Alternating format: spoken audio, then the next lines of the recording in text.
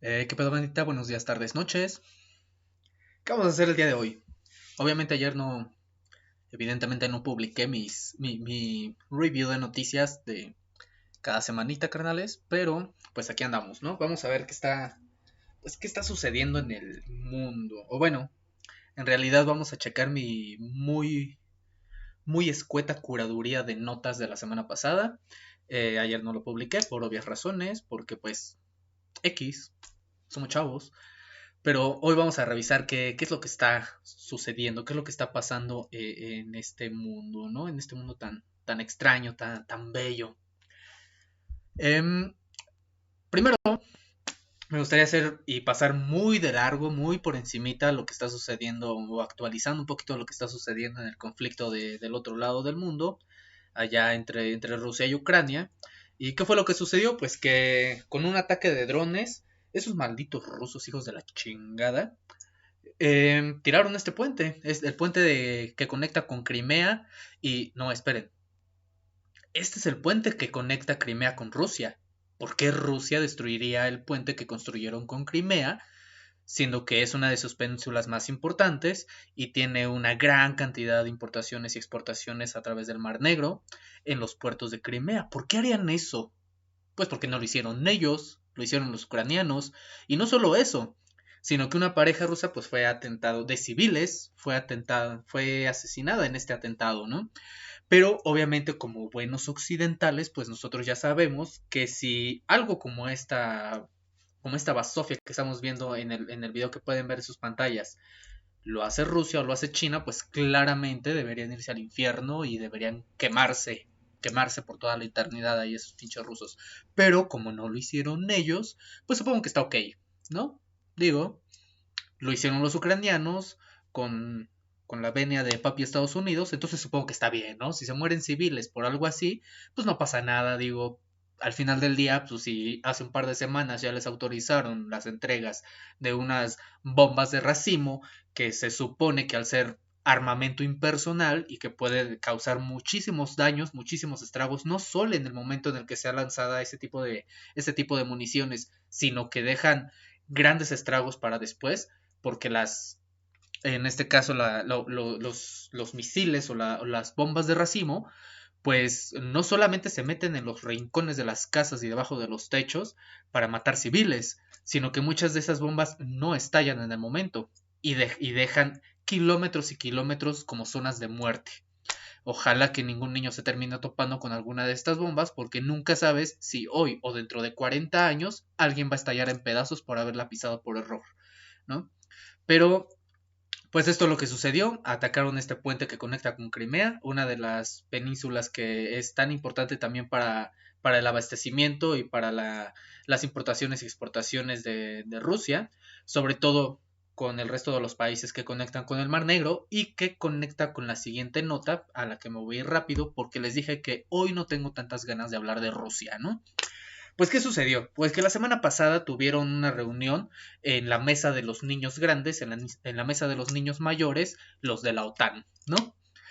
Pero resulta y resalta que Turquía ahí está como que queriendo sí coquetear un poquito más con fortalecer sus relaciones con Occidente, sobre todo ante el parece ser inminente regreso de Trump o, o que se quede Biden.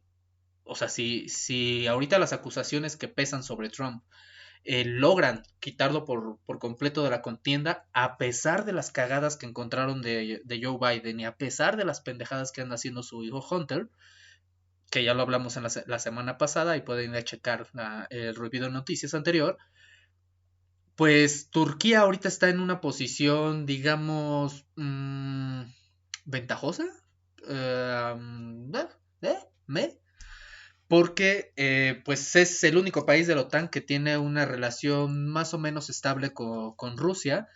Entonces, ellos están dando ahorita la ventaja, ¿no? Se están dando el lujo de poner sus propias condiciones, ¿no? Si van a dejar entrar a Ucrania, si van a dejar entrar a Suecia, pues que sí lo hagan, pero limpio, seguro y por supuesto bajo mis condiciones, diría la gran Gori o la Gori P3. Entonces, Pues en ese plan ahorita está Turquía queriendo equilibrar, y la verdad es que con razón, digo, este muy probablemente sea el último mandato de Erdogan. Está teniendo ahí algunas cuestiones medio complejas, medio complicadas para establecerse como, pues como un líder sólido, sobre todo porque estas últimas elecciones en Ucrania, digo, a pesar de que ganó y ganó de manera bastante legítima, pues eso no quita el hecho de que haya hecho muchas pendejadas en el pasado y que suele llevarse bien con los intereses del capital y con los oligarcas a nivel global. Y ahí no solamente estoy metiendo a los gringos, estoy metiendo también a los rusos y a los chinos. O sea, los oligarcas aquí están moviendo mucho varo con este conflicto armado.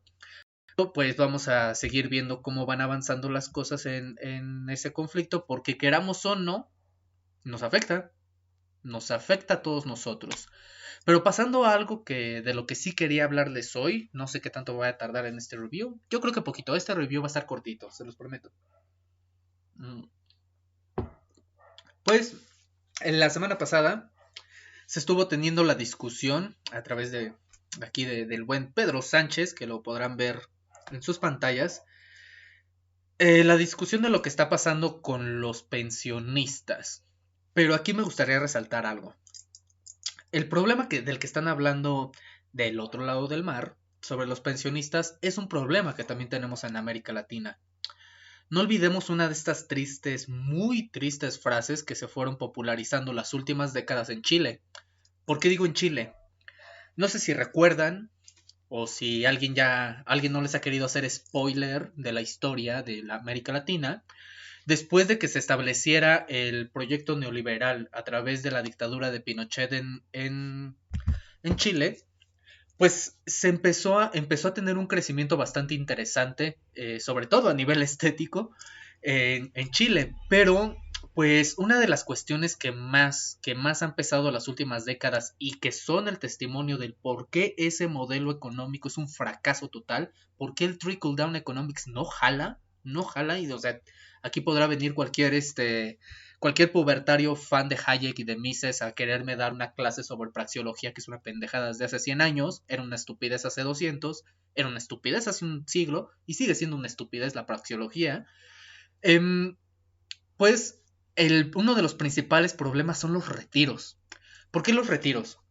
A ver, lo que debemos entender es que parte de las funciones del Estado, y que fue una de las razones por la que se estableció el proyecto neoliberal, es porque dicen que el Estado es muy ineficiente, no es tan productivo y sobre todo no es rentable. Pero lo que también nosotros tenemos que entender es que no todos los aspectos, no todo este despliegue de alteridades que se dan propias de la condición humana pueden ser calificadas como rentables. El arte no tiene por qué ser rentable, la cultura no tiene por qué ser rentable, la educación no tiene por qué ser rentable, y por supuesto que la vejez jamás va a ser rentable. A esto voy con el tema de las pensiones. En su momento en Chile se empezó a popularizar mucho esta frase, y la verdad es que sí me duele bastante, sobre todo porque nosotros vamos para allá, de que los trabajadores, la clase trabajadora, prefiere estar muerta antes que retirarse.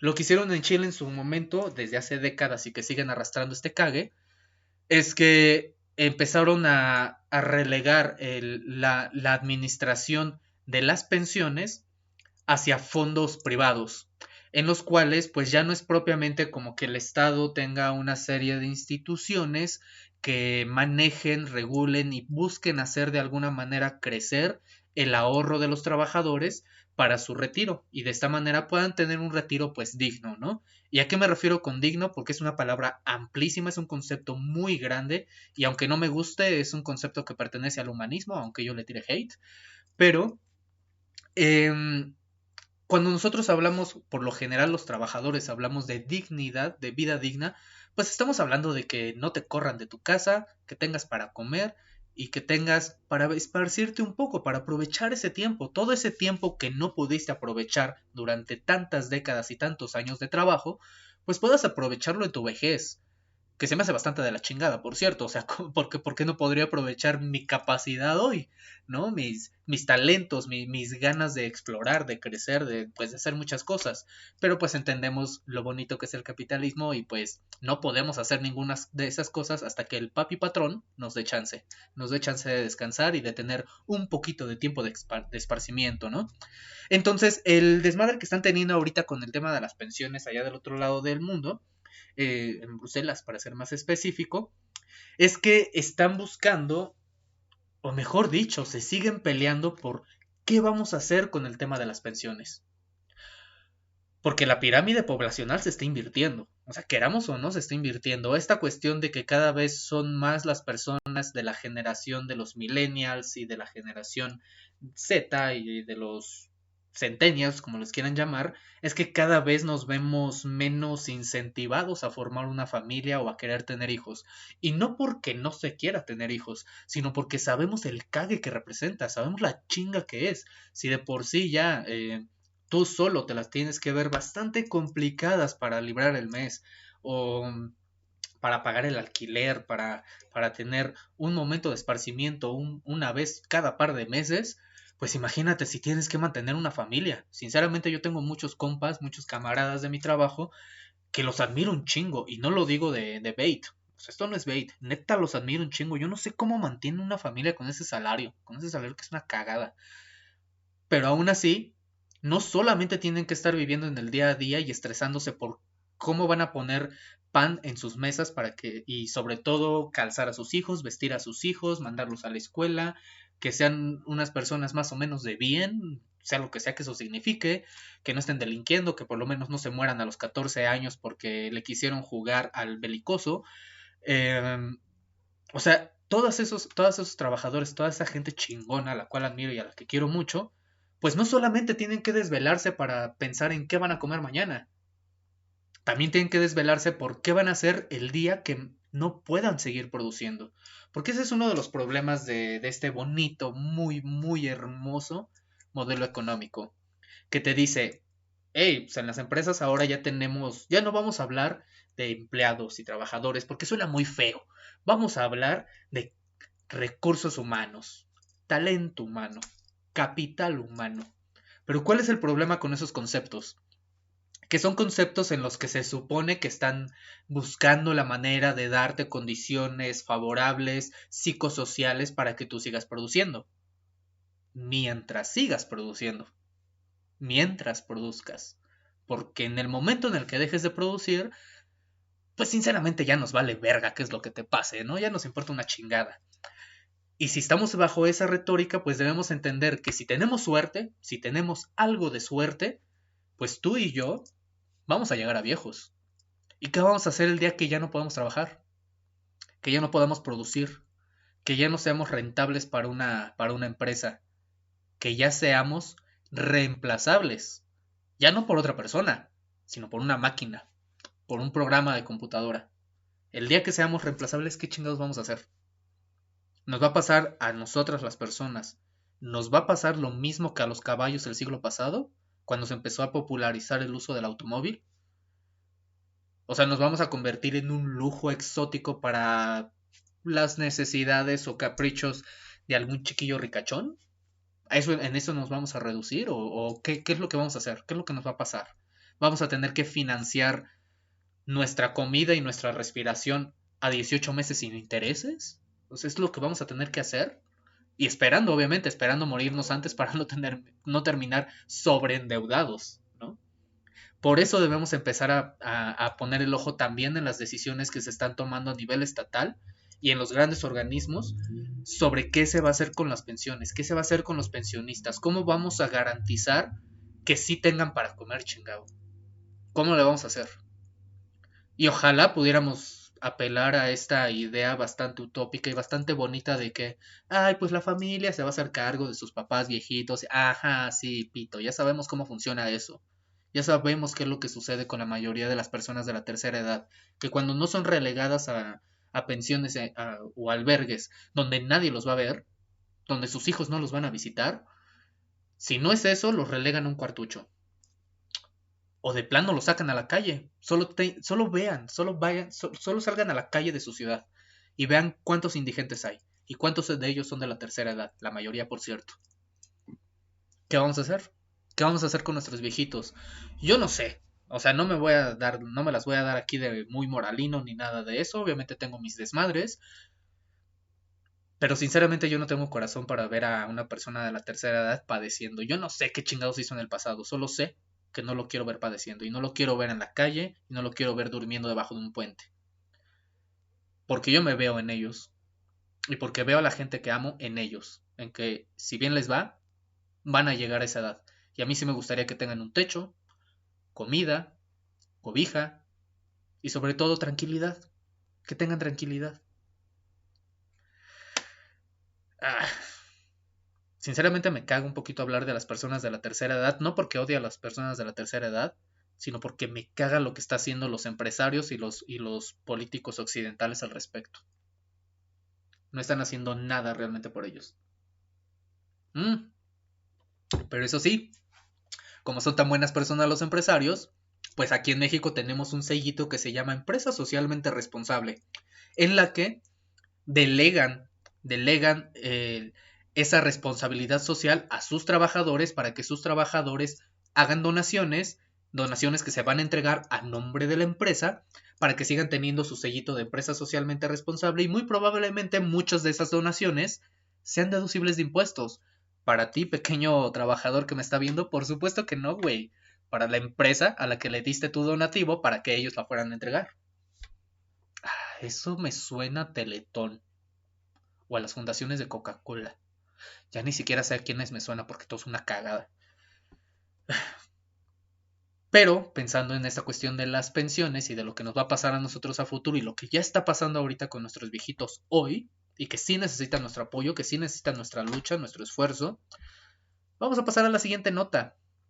Porque el capitalismo siempre nos tiene sorpresas, siempre nos tiene grandes, grandes noticias, bellísimas noticias como la que les tengo aquí. Resulta y resalta que la semana pasada, el fin de semana pasado, en Quintana Roo, aquí en nuestro bello México, porque pues en México todo está bien. Desde que entró la 4T, pues todo está chido. Y este comentario que acabo de hacer, que quede claro, que no es una apología para el PAN ni para el PRI, porque son una mierda de partidos. Y los que lo representan. Y no me refiero a la gente que trabaja en oficinas y los que están en la calle tocando puertas, porque me consta que todos esos partidos tienen gente bien chingona, tienen gente muy capaz, muy comprometida con su comunidad, con su municipio, con su estado, con su país. Tienen mucha gente así, pero lamentablemente no son los que ocupan las curules en el Congreso y tampoco son los que se llevan las candidaturas, ni son los que dirigen a sus partidos, no son ellos. Lamentablemente no son ellos. Y a esos compitas que son tan políticamente activos, yo los invito a que empecemos a reflexionar. ¿De verdad necesitamos seguir representando esos partiduchos de mierda? ¿No deberíamos ya con todo este callo que tenemos a nivel político, a nivel de activismo político, empezar a pensar en alternativas que no tengan nada que ver con estos viejos rancios? Sugiero, pregunto, lo dejo ahí en la mesa para que pues ustedes lo piensen. Hagan equipos de 3, discútanlo entre ustedes y luego me pasan sus respuestas. Pues en nuestro bello Quintana Roo, la semana pasada liberaron a 20 niños provenientes de Chiapas, no de Quintana Roo, a quienes estaban obligando a trabajar 12 horas al día, dicen los medios, pero yo estoy seguro de que era mucho más. ¿Y cómo obligaban a niños? Pues miren, estos 20 niños que encontraron,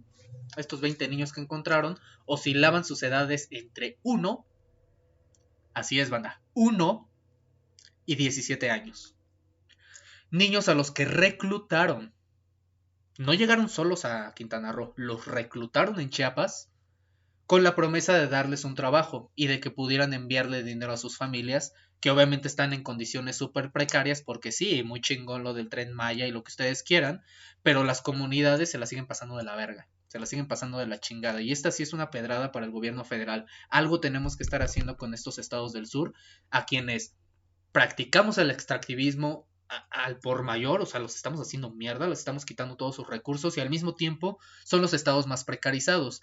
Y no es como el imbécil de Samuel García en su momento dijo de que, ay, en el norte trabajamos, en el centro administran y en el sur están de huevones. No es cierto, carnal, no es cierto. Checa tu propio estado.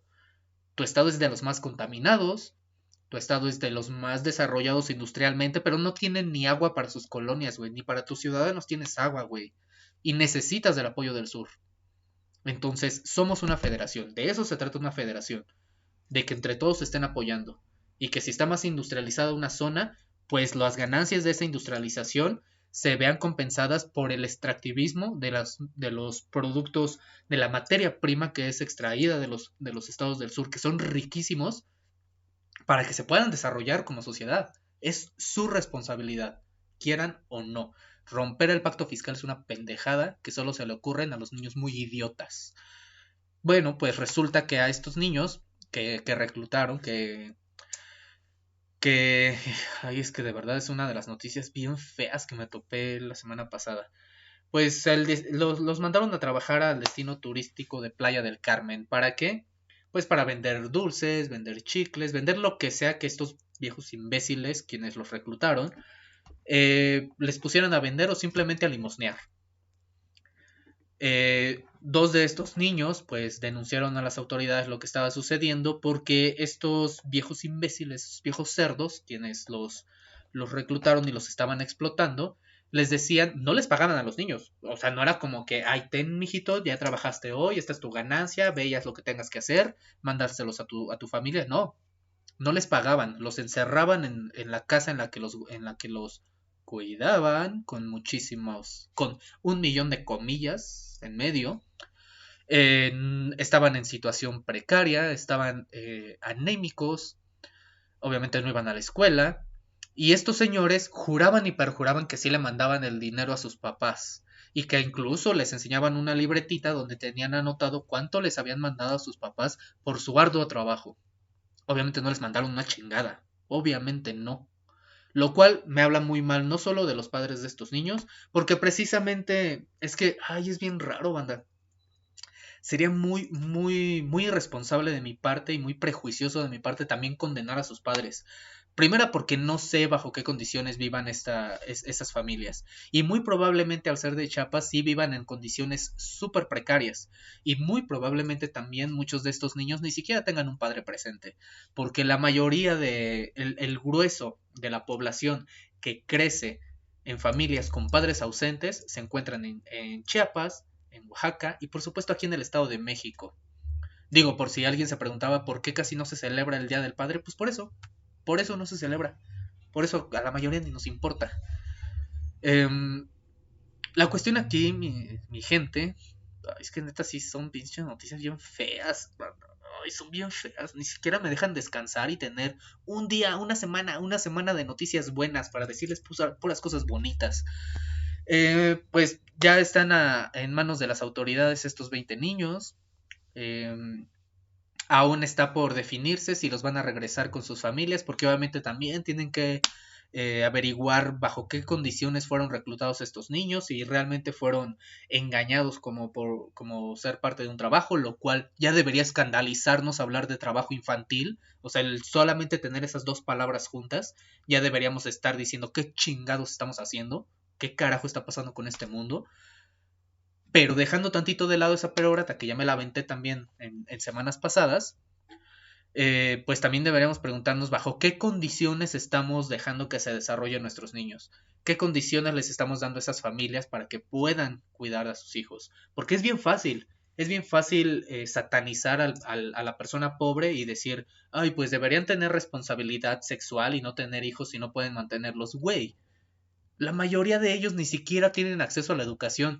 ¿Cómo carajo quieres que entiendan cómo funciona su cuerpo, cómo protegerse, cómo van a tomar decisiones a futuro, cómo van a tomar decisiones racionales sobre cuál es su mayor beneficio versus qué cosas les pueden afectar y cómo reconocer oportunidades de negocio y de lo que tú quieras? ¿Cómo carajo las van a entender si ni siquiera les damos las condiciones materiales que permitan el desarrollo de una subjetividad que a su vez permita detectar oportunidades, detectar riesgos, detectar fortalezas y detectar amenazas? ¿Cómo le hacemos? Y es ahí donde nos metemos en este viejo dilema del educacionismo, de que, ay no, no les des un pescado, enséñales a pescar, pues nadie aprende a pescar si tiene hambre. Entonces dales un pinche taco y luego enséñales. Primero alimentalos y luego les enseñas. Ah, maldita sea. Perdón, bandita, perdón que me enoje, pero este mundo en general me tiene muy descontento. Muy, muy descontento. Vamos a pasar a lo siguiente. Porque todo esto está hilado, no crean que no, banda. No crean que no está hilado todo esto con mi perorata bastante común sobre el tema del trabajo.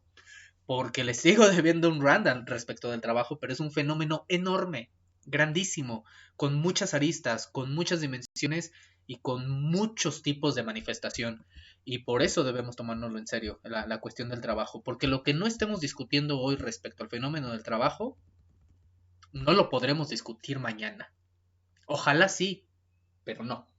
Y por eso tenemos a nuestro buen amigo Bill Gates, ¿no? Que es el amigo del mundo, él es el que nos va a salvar, porque todos sabemos que los millonarios salvan al mundo, ¿no? Ya lo vimos en Iron Man, y si Iron Man y Batman, que son millonarios, salvan gente, pues por ende, Elon Musk y Bill Gates, pues también deben salvar gente, pues porque son millonarios, ¿no? Porque así funciona el mundo. Bill Gates, la semana pasada, hizo una comparación del desarrollo de la inteligencia artificial con los anteriores cambios transformadores que tuvimos el siglo pasado, como el tema del automóvil, que dejó de lado a los caballos y a las mulas, y que luego nos obligó a adoptar pues una serie de cuestiones, ¿no? Él dice que, por ejemplo, primero tuvimos el automóvil, pasaron accidentes, entonces empezamos a tomar medidas de seguridad, límites de velocidad, cuestiones ahí sociales que tenemos que ir ajustando para poder responder a sus a las ineficiencias y a los efectos adversos que ese tipo de desarrollos nos dan. Pero ustedes se preguntarán, a ver, el siglo pasado, a mí el siglo pasado, sobre todo los ochentas, me prometieron que en el futuro iban a haber robots, iban a haber máquinas, iba a haber inteligencia artificial, y a mí, no sé a ustedes, pero a mí Star Trek me prometió un mundo anarcosindicalista. ¿Qué es un mundo anarcosindicalista? Se preguntarán ustedes. Pues a mí me prometieron que ya no íbamos a necesitar propiamente de gobiernos, sino que más bien tendríamos una especie como de institución global que tiene las funciones de administrar una serie de decisiones. ¿Y por qué anarco? Primero porque no es un gobierno como tal que te dice qué hacer, sino que es solamente un ente regulador y un ente administrativo. No te va a decir qué hacer.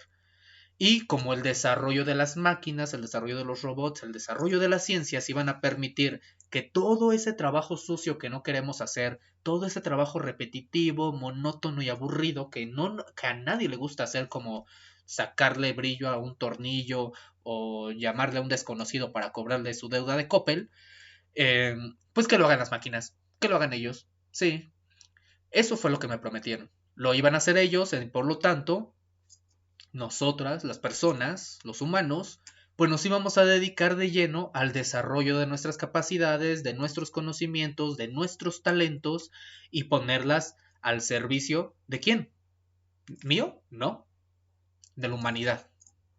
Por eso Star Trek se dedicaba a explorar el universo y ir juntándose con cada vez más especies para tener esta misma confederación de planetas que pues cooperen entre ellos, compartan tecnología, compartan saberes y de alguna manera construir un universo bonito, chingón. ¿Comunista? No, no, no. Puro pedo. Comunista no. Mm. Eso fue lo que nos prometió la ciencia ficción del siglo pasado. De hace 4 décadas, 5 décadas. Pregúntale a Isaac Asimov. Él ya veía venir muchos de estos problemas. Pero, pues resulta que salió al revés. Salió al revés porque ahora no solamente la inteligencia artificial no es solamente está reemplazando trabajadores, sino que se está convirtiendo en una competencia dentro del mercado laboral. ¿Cómo es que una inteligencia artificial hace eso? Pues de entrada, ilustradores, guionistas y por supuesto, en la siguiente nota, a los actores. Y vamos para allá. Vamos para allá. ¿Por qué? Aquí en México pues se hizo mucho revuelo con lo de la llegada de Tesla, de poner una planta en Monterrey y todos súper emocionados porque, ay, papi Elon Musk va a poner una planta aquí y nos va a traer muchos beneficios y nos va a traer desarrollo, derrama económica, un chingo de pendejadas que el pubertario promedio se cree y se traga como si fuera pito. Em, pues resulta que no. La gran mayoría de los procesos de Tesla están automatizados, güey. Están automatizados. ¿Cuáles pinches empleos? ¿A quién se los van a dar? ¿A un brazo robótico, güey? Que ni siquiera necesita comer. Pues no. Y aquí tenemos uno de los sectores que se están viendo ya directamente afectados. No sé ustedes, pero también la ciencia ficción de la década pasada, a mí me prometió que una tal Sarah Connor se le iba a poner al pedo a las máquinas. Bueno, su hijo, John Connor, pero pues Sarah es Sarah, o sea, John Connor no hubiera hecho nada sin Sarah. Pero resulta que no. Resulta que quien se le está poniendo al pedo a las máquinas es Fran Drescher, también conocida como la niñera. Que yo creo que muchos de ustedes, sobre todo si son millennials, al igual que yo, crecieron viendo a la niñera. Y hasta parece que uno de sus capítulos se volvió canon de chingazo. Ahorita Fran Drescher es la presidenta del SAG-AFTRA, que es el sindicato de actores allá en el Gabacho. Em, pero resulta que ahora no solamente hemos tenido los últimos meses, de hecho desde el año pasado, hemos tenido una crisis de una huelga de escritores. ¿Por qué? Pues porque resulta que también con el desarrollo de ChatGPT, de estas inteligencias artificiales, entre comillas, porque tampoco son tan inteligentes, en realidad son buscadores más refinados, em, empezaron a querer sustituir a algunos escritores para que pues mejor escriban un prompt, la inteligencia artificial te escribe el guión y ya nada más tienes a un escritor senior que se dedique a revisar y hacer uno que otro cambio, ¿no? Uno que otro cambio orgánico para los programas y las películas. Pero no solamente quieren hacer eso, sino que también quieren llevar por el momento a los actores extras de las películas para que firmen un consentimiento con el cual sus caras son digitalizadas y por lo tanto en futuras películas donde necesiten extras van a utilizar esas caras, van a utilizar esos movimientos, van a utilizar sus imágenes. Y ustedes dirán, oye, qué chingón, voy a aparecer en un chingo de películas. Pues no, carnal, porque te van a pagar una sola vez. Una sola vez te van a pagar como extra y van a utilizar tu imagen hasta el cansancio, en lo que quieran. En el programa que se les dé la gana van a usar tu imagen. ¿Y dónde vi esto? Esto me suena. Creo que apareció en esta última temporada de Black Mirror, ¿no? Creo que tenemos todo un capítulo de cómo eso es un pedo, cómo eso es una chingadera. Pues eso es lo que están peleando ahorita Fran Drescher, ¿no? Unirse precisamente a los escritores, apoyar a los actores extras y por supuesto empezar a proteger sus intereses porque pues obviamente a ellos también les va muy bien de varo ahorita. Ciertamente no les va tan bien como a los millonarios que son los productores o a los lamehuevos que son los directores, o sea, claramente no les va tan bien como a ellos, pero aquí es donde yo veo en Fran y sobre todo en sus discursos, es donde yo he notado las semillas de qué? Del marxismo. El marxismo puro. ¿Por qué marxismo? A ver, les voy a explicar. A grandes rasgos, esto va a ser una explicación de cómo funciona el mercado laboral en la economía capitalista. Veámoslo de esta manera. Mirad, el capitalismo es una competencia.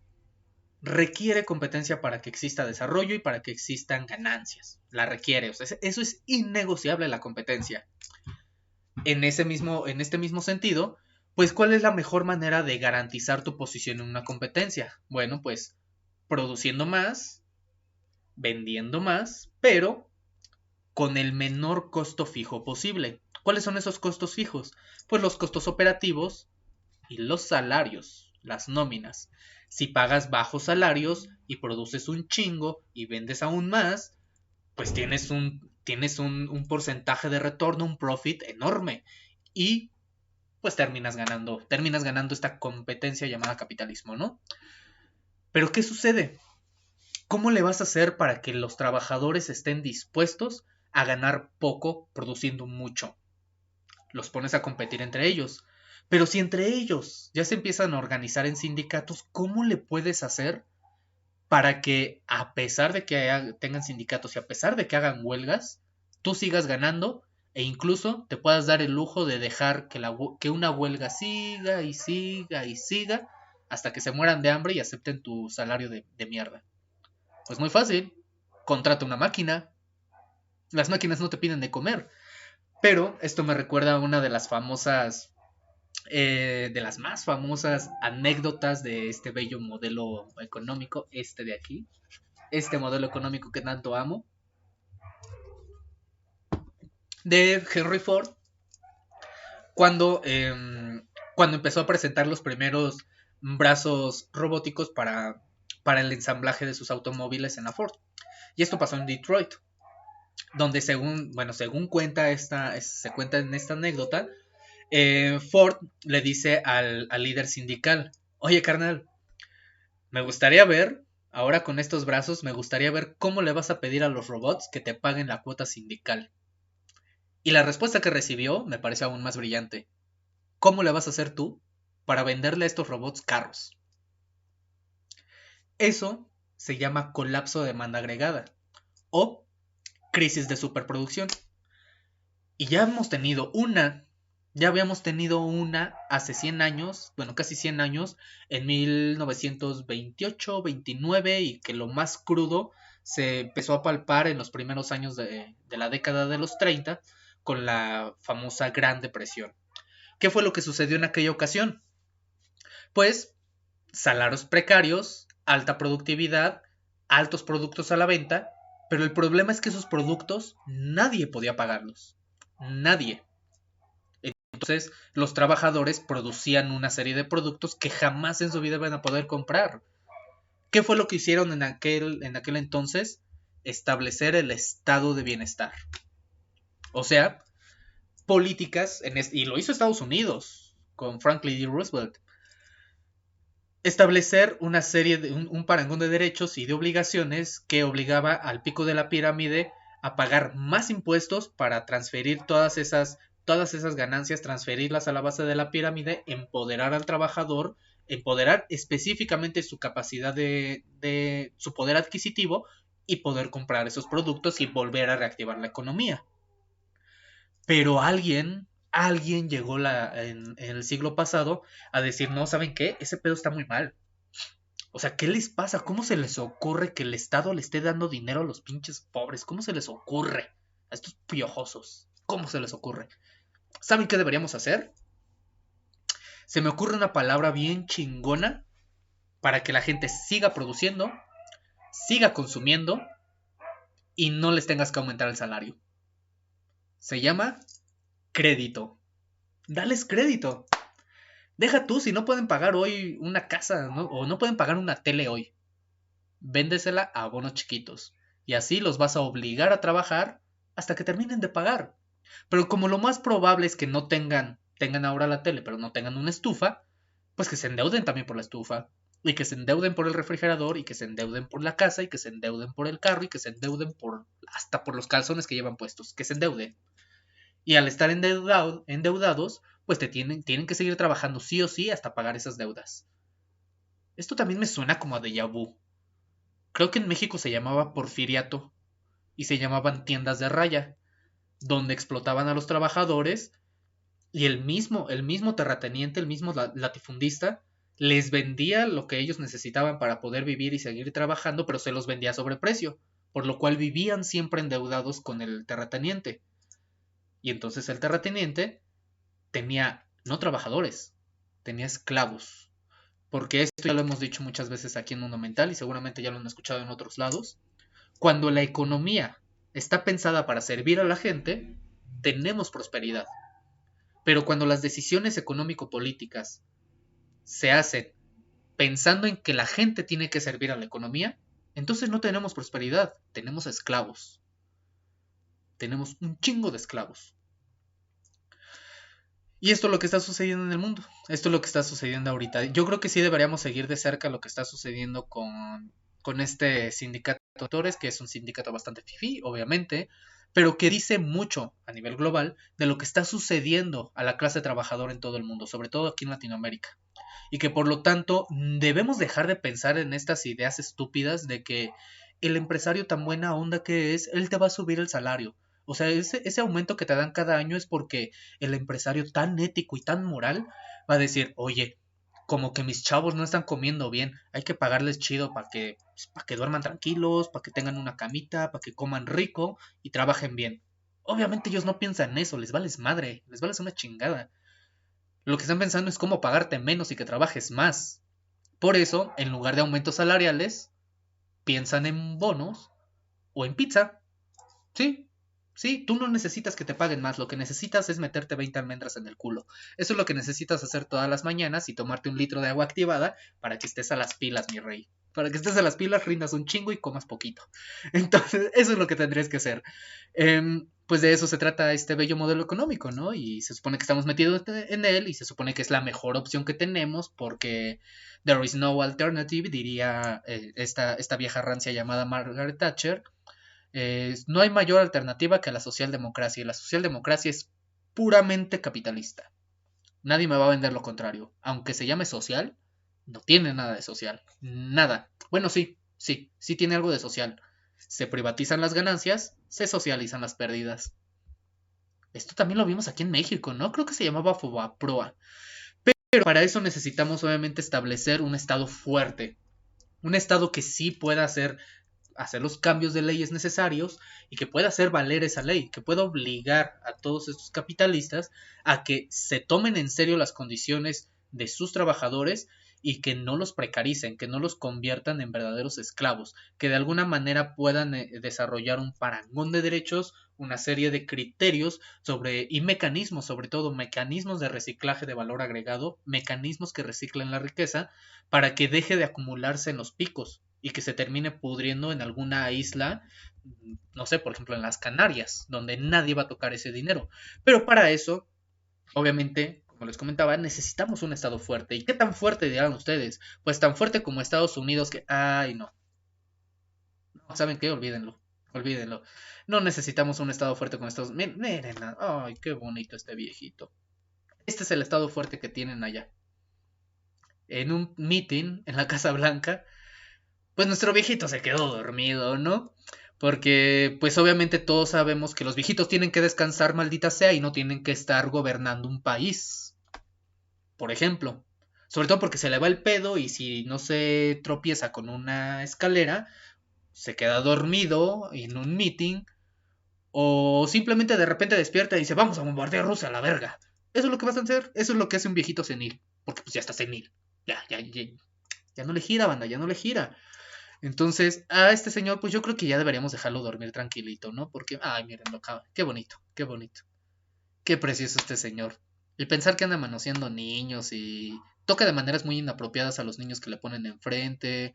Y su hijo tenía pornografía infantil en su laptop. Y le encontraron un paquete de cocaína en su casa, allí en la Casa Blanca. Y no saben todavía ponerse de acuerdo si la cocaína es de este señor o es de su hijo.